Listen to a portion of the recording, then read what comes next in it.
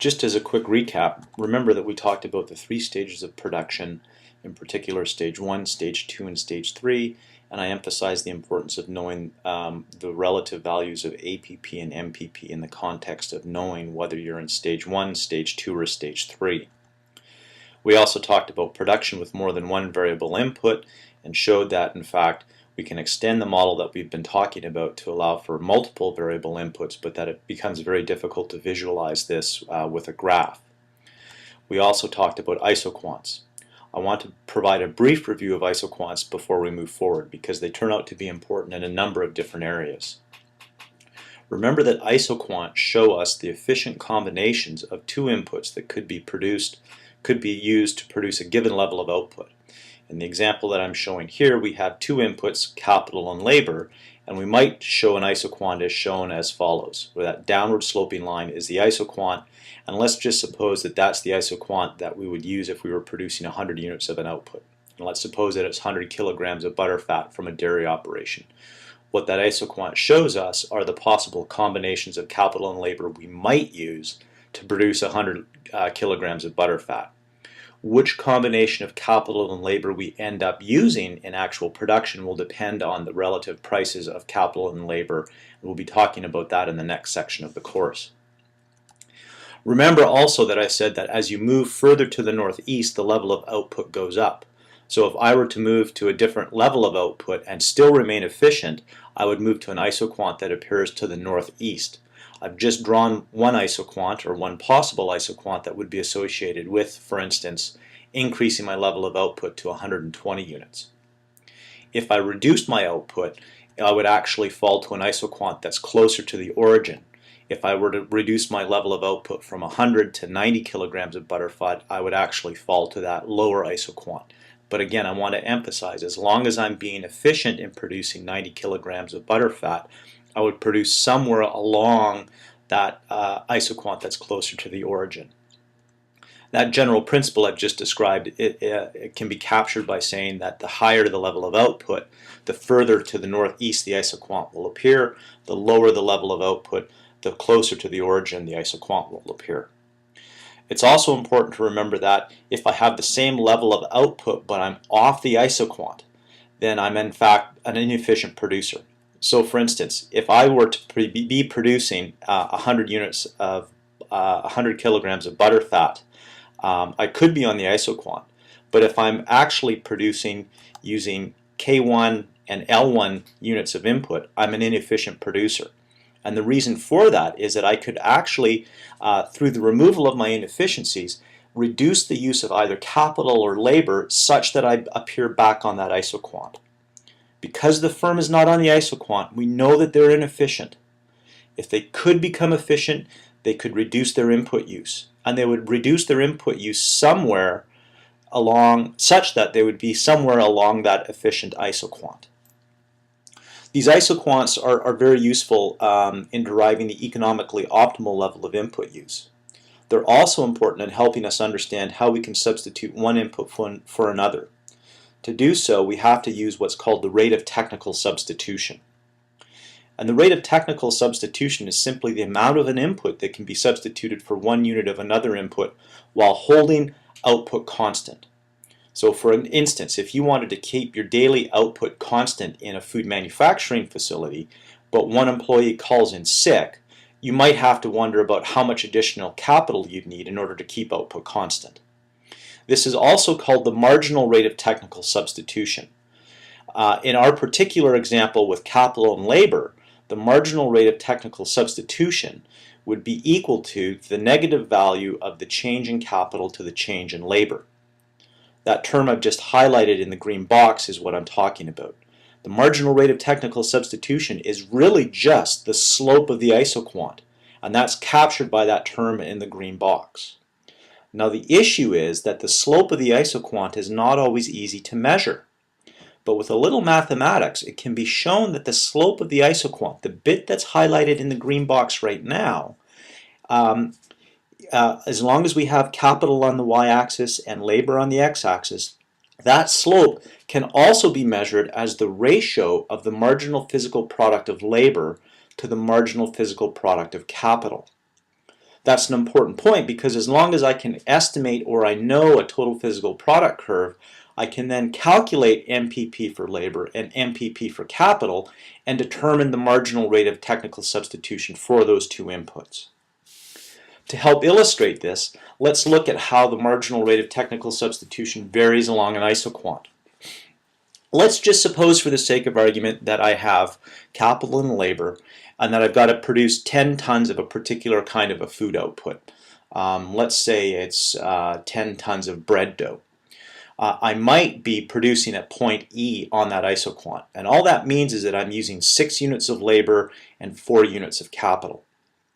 If I wanted to reduce my labor usage and still maintain a constant amount of output, I'd have to ask myself, how much capital would I have to use in order to continue producing those 10 tons of bread dough?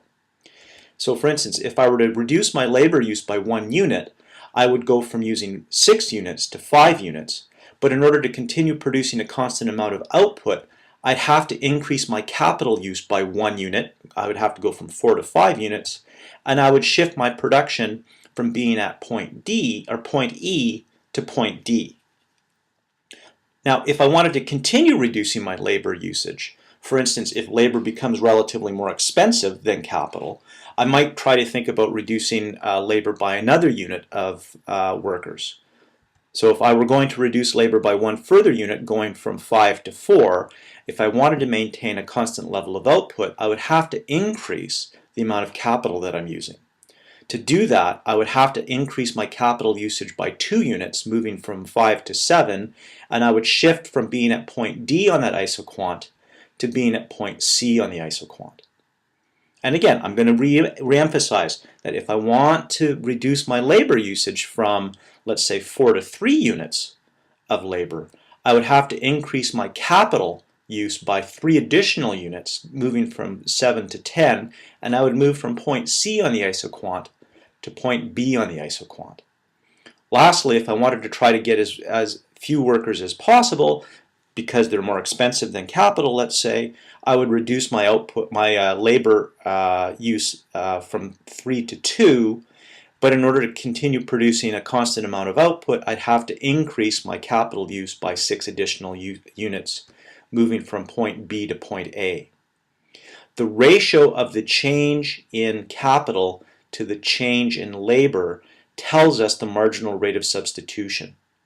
And as you can see, that marginal rate of substitution is initially very steep when we're close to the capital axis, and it becomes shallower as we increase our labor use.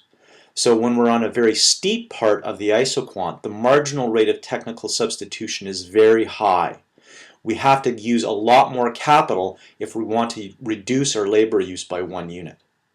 In contrast, if we're on the very shallow part of the isoquant, the marginal rate of technical substitution is much smaller, and we have to use less capital in order to reduce the amount of labor that we're using.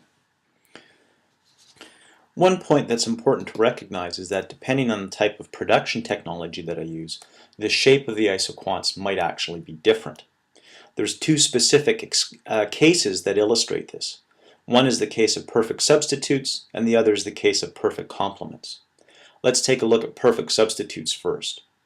When we have perfect substitutes, that is, when inputs are perfectly substitutable for one another, we have a constant marginal rate of technical substitution, and isoquants are straight lines. I've illustrated this concept here by assuming that we have 2 units of labor, labor provided by John and labor provided by Jennifer, and they're producing bushels of tomatoes.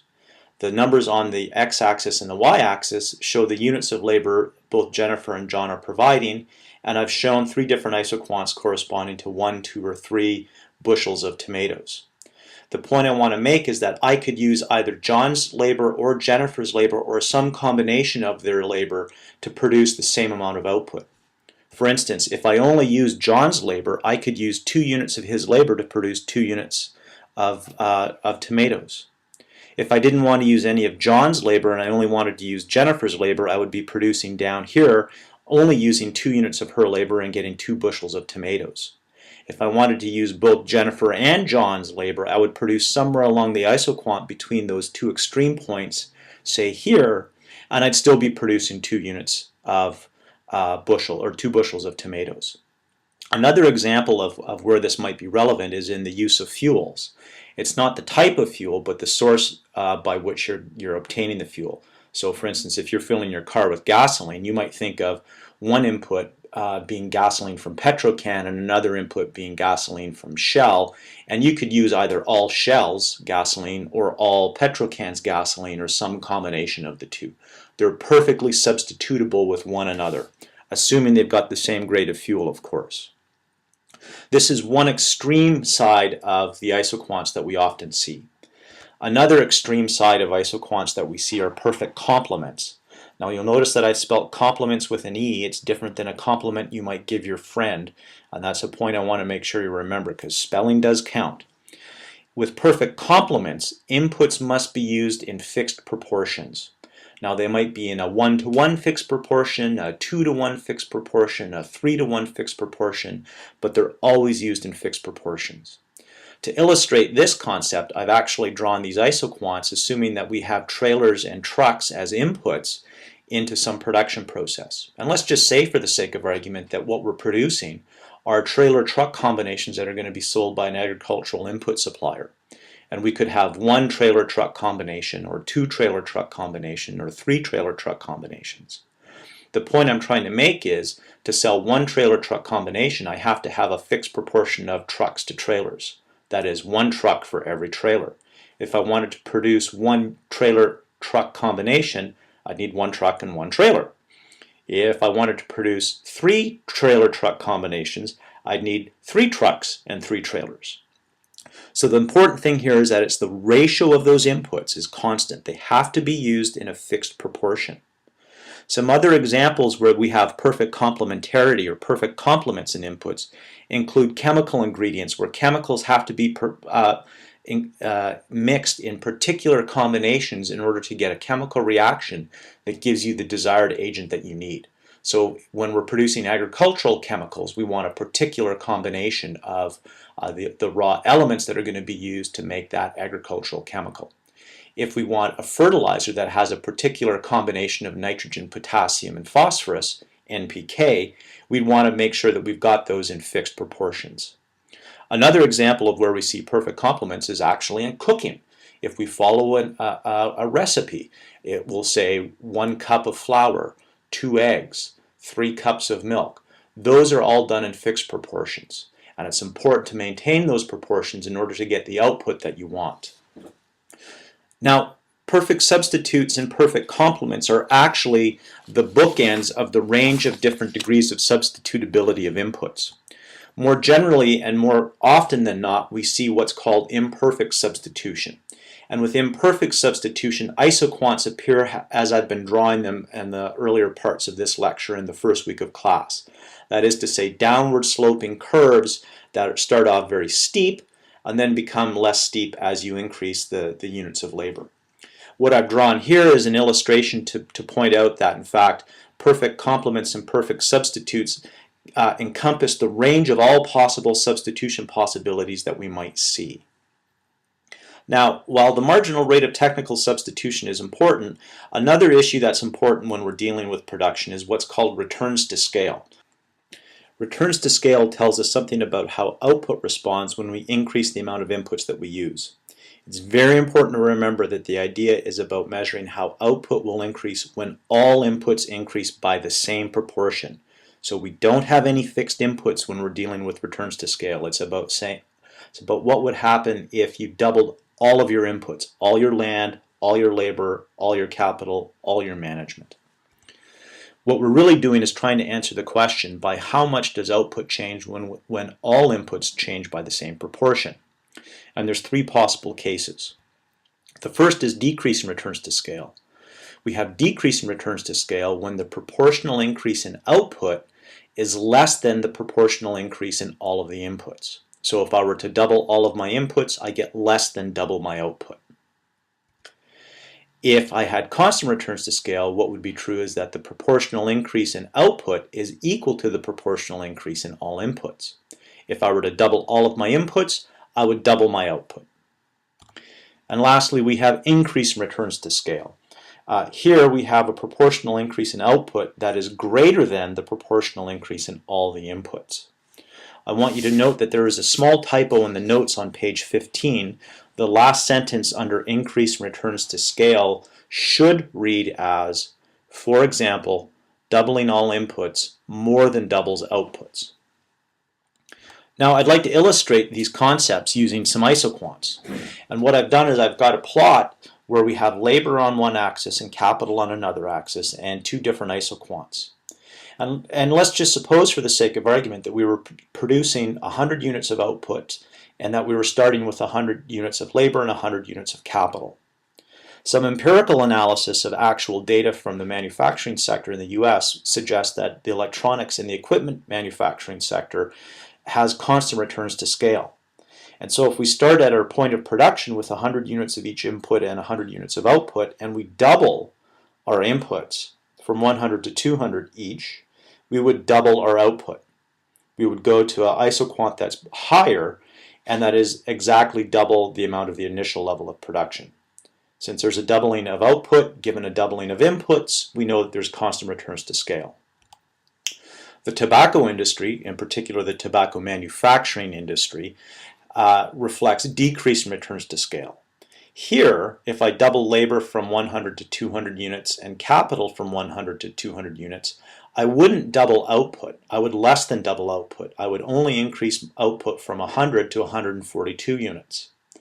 Because the proportional increase in output is less than the proportional increase in all of my inputs, I know I have decrease in returns to scale.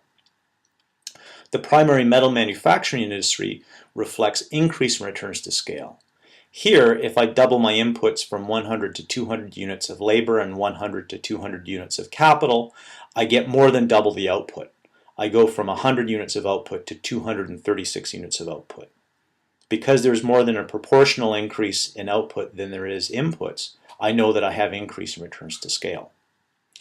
In lecture on Monday, we'll talk about a couple of examples of returns to scale in the agricultural industry.